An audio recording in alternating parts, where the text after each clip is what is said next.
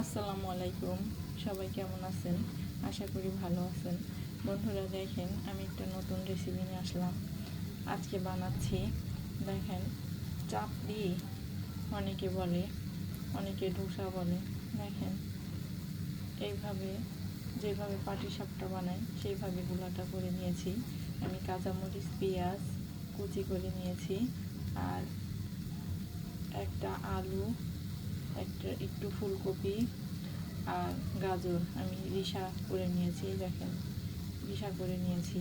করে আমি আটা দিয়ে, একটা ম্যাগি মশলা দিয়ে, একটু লবণ দিয়ে ভালো করে চটকিয়ে নিয়েছি। একটা ডিম ভেঙে দিয়েছি ভিতরে দিয়ে, পানি দিয়ে এইভাবে আমি বানিয়ে নিয়েছি।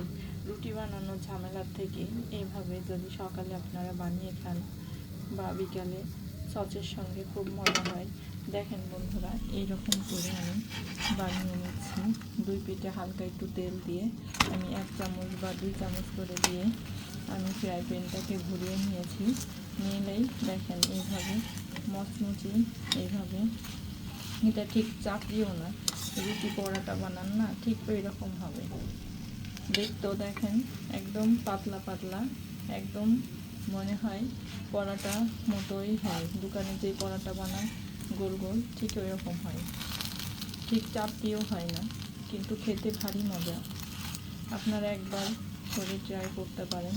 দুই পিঠে আমি ছোট চামচ আছে, ওই যে 4 চামচ বলে না কি বলে, এটা ছোট্ট একদম, ওই চামচের 1 চামচ করে তেল, মানে কোনো মতে দেখেন ফ্রাই প্যানে একদম লাগানো তেল দিয়ে আমি ভেজে নিয়েছি দুই পিঠে।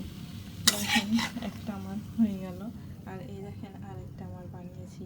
আমার ছেলের তো খুব পছন্দ, এভাবে সস দিয়ে অনেক ভারী মজা লাগে খেতে, আর খেতেও ভারী মজা। তো ভালো থাকবেন বন্ধুরা, আল্লাহ হাফেজ।